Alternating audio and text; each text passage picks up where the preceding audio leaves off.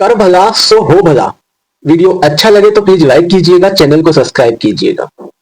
दोस्तों, राहुल और प्रिया एक खुशहाल जिंदगी जी रहे होते। दोनों की शादी को लगभग 10 साल हो चुके थे। उनके दो प्यारे प्यारे बच्चे थे। बड़ा बेटा जिसका नाम आरव था, जो लगभग 8 साल का था, और छोटी बेटी जिसका नाम मिष्टी था, जो अभी 5 साल की थी। दोस्तों, परिवार दिल्ली के एक छोटे से मोहल्ले में रहता था। घर छोटा सा था लेकिन बड़ा प्यार भरा हुआ था। राहुल एक प्राइवेट कंपनी में एक मैनेजर के तौर पर काम कर रहे थे, वहीं प्रिया एक स्कूल में टीचर की जॉब करती थी। दोनों मिलकर दोस्तों घर चलाते और अपने बच्चों की हर खुशी का ख्याल रखते। एक दिन राहुल को ऑफिस का एक जरूरी काम पड़ा। कंपनी की मीटिंग के लिए उन्हें और साथ में प्रिया को 2 दिन के लिए मुंबई जाना था। काम ऐसा था कि बच्चों को साथ ले जाना थोड़ा मुश्किल था। ट्रेन की यात्रा लंबी थी और मीटिंग में ध्यान देना पड़ता। इसलिए उन्होंने घर पर अपनी जो आया रखी हुई थी, जिनका नाम रमा था, उन्हीं को बच्चों की जिम्मेदारी सौंपी। रमा लगभग पिछले 2 साल से उनके घर पर काम कर रही थी। वो काफी विश्वसनीय भी थी और बच्चे उन्हें काफी पसंद भी करते थे। तो राहुल ने रमा से कहा, रमा दीदी, हम 2 दिन में वापस आ जाएंगे। बच्चों का अच्छे से आप ख्याल रखना, खाना समय पर दे देना और उन्हें ज्यादा बाहर खेलने मत जाने देना। रमा ने मुस्कुराकर कहा, आप चिंता मत कीजिए, मैं सब कुछ संभाल लूंगी। आरव और मिष्टी दोनों मेरे बच्चे जैसे ही हैं। प्रिया ने बच्चों को गले लगाया और कहा, बेटा, मम्मी पापा जल्दी ही वापस आ जाएंगे। आप अच्छे से रहना और रमा दीदी से बातें करना, ज्यादा उनको परेशान मत करना। आरव ने कहा, मम्मी आप जल्दी आना, मैं आपको बहुत मिस करूंगा। वहीं मिष्टी ने अपनी गुड़िया हाथ में थामे हुए कहा, हाँ मम्मी, मैं आंटी की सब बात मानूंगी और बिल्कुल भी परेशान ना करूंगी। दोस्तों, राहुल और प्रिया दोनों ट्रेन से मुंबई के लिए चल दिए। वहां उनकी मीटिंग बहुत अच्छी रही। काम लगभग 1 दिन में ही पूरा हो गया। अब दूसरे दिन सुबह ही वो वापस दिल्ली के लिए एक कार उन्होंने किराए पर ली और वहीं से निकल पड़े। दोस्तों, दोनों कार के थ्रू मुंबई से दिल्ली वापस आ रहे थे। रास्ते में दोनों बातें कर रहे थे। प्रिया ने कहा, सोचो बच्चे हमें देखकर कितना खुश होंगे। रमा दीदी ने फोन पर बताया था कि वो बिल्कुल ठीक है, लेकिन घर पहुंचते ही मैं उन्हें गले लगा लूंगी। राहुल हंसकर बोला, हाँ, आरव तो जरूर पूछेगा कि पापा आप मेरे लिए क्या गिफ्ट लाए हो। मैंने उसके लिए बहुत सारी चॉकलेट्स और खिलौने भी खरीदे हैं।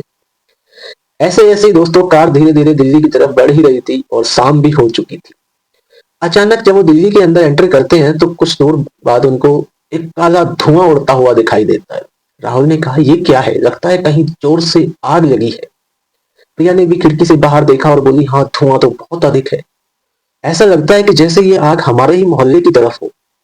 जैसे जैसे वो और आगे बढ़े, धुआं और घना होता गया।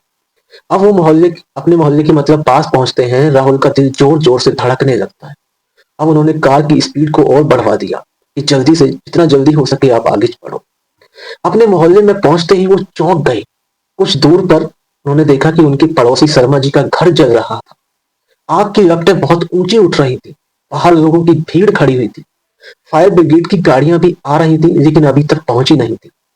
राहुल ने कार साइड में लगवाई और बोला, प्रिया, मैं जल्दी घर जाकर बच्चों को देखता हूँ। लेकिन प्रिया ने कहा, रुको, पहले यहाँ तो देखो कि यहाँ हो क्या रहा है। पड़ोसी है, मदद हमें करनी चाहिए। राहुल थोड़ा झिझका, लेकिन प्रिया की बात मान ली। दोनों कार से नीचे उतरे और जलते घर की ओर दौड़ पड़े।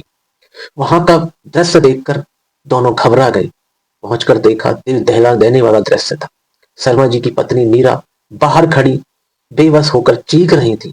उनके हाथ में एक छोटा बच्चा था और वो रोते हुए कह रही थी, कोई मेरे बच्चों को बचा लो, अंदर मेरे 2 बच्चे हैं और आग फैल गई है, प्लीज कोई मेरी मदद करो, कोई अंदर जाओ। दोस्तों, लोग सहमे हुए खड़े थे, कोई आगे नहीं बढ़ रहा था। आग की गर्मी दूर से ही महसूस हो रही थी।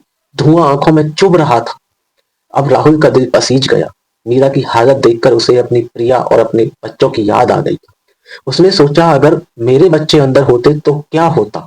उसने बिना कुछ सोचे उसने पास के नल से पानी लिया और अपने कपड़े भिगोए और मुंह पर गीला रुमाल बांध लिया। प्रिया ने उसे काफी रोकने की कोशिश की। राहुल, मत जाओ, बहुत खतरा है, फायर ब्रिगेड आने ही वाली है। लेकिन राहुल नहीं रुका। वो बोला, प्रिया, मैं कोशिश करके देखता हूँ, बच्चे अंदर हैं। और वो जलते घर के अंदर दौड़ पड़ता है। दोस्तों, अंदर पूरे घर में धुआं भरा हुआ था। आग उनके सारे घर में फैल चुकी थी। राहुल की आंखें भी जल रही थी, लेकिन वो नहीं रुका। उसने आवाज लगाई, बच्चों, तुम कहाँ हो, तुम कहाँ हो। तभी उसे एक कोने में से 2 बच्चों के दुबके होने, ऐसे मतलब जैसे छुप जाते हैं, डर जाते हैं, ऐसे दिखाई देते हैं। वो डरे हुए सहमे हुए रो रहे थे, एक लड़का और एक लड़की, शर्मा जी के अपने बच्चे, 5 साल का रोहन और 7 साल की रिया। राहुल ने जल्दी से दोनों को गोद में उठाया और बाहर की ओर दौड़ पड़ा। आग की लपटें उसके पास से गुजर रही थी, उसके कपड़े जलने के कगार पर ही थे, लेकिन वो नहीं रुका।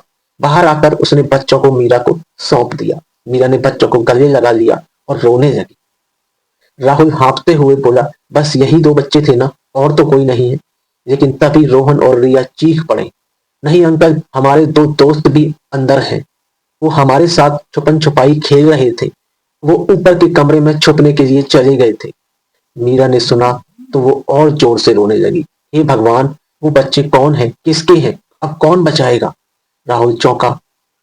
ऊपर आग नहीं पहुंची थी, लेकिन धुआं इतना ज्यादा भर गया था। लोग मना कर रहे थे, मत जाओ भाई, अब बहुत ज्यादा खतरा हो चुका है, अपनी जान रिस्क में मत डालो।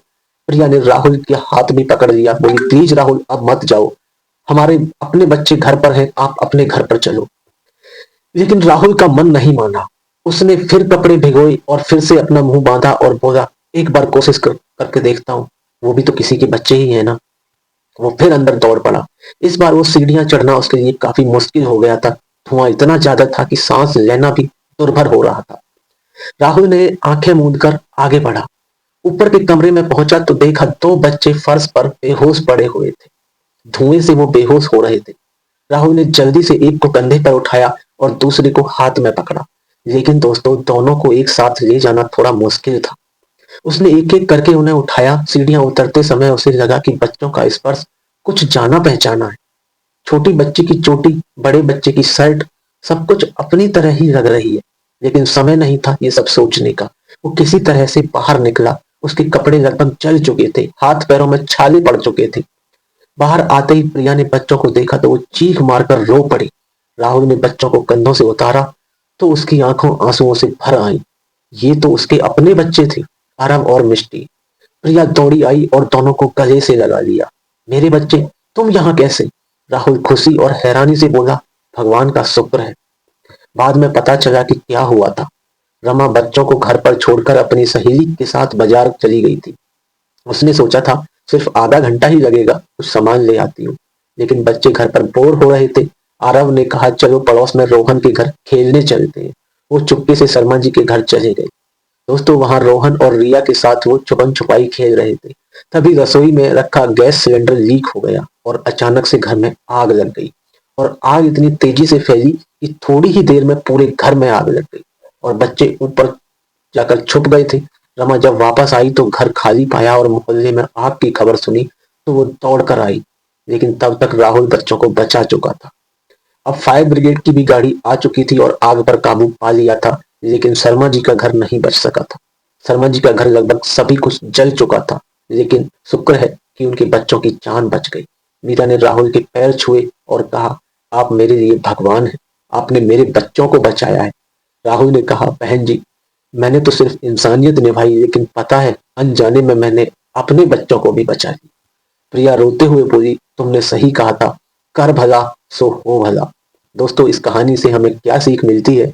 ये कहानी बताती है कि साहस और परोपकार कभी व्यर्थ नहीं जाते। राहुल ने अनजाने में पड़ोसियों के बच्चों को बचाने की कोशिश की, लेकिन भगवान ने उसकी भलाई का फल उसके अपने बच्चों की जान बचा कर दिया। दोस्तों, कहानी अच्छी लगी हो तो प्लीज एक लाइक कीजिएगा और चैनल को सब्सक्राइब कीजिए।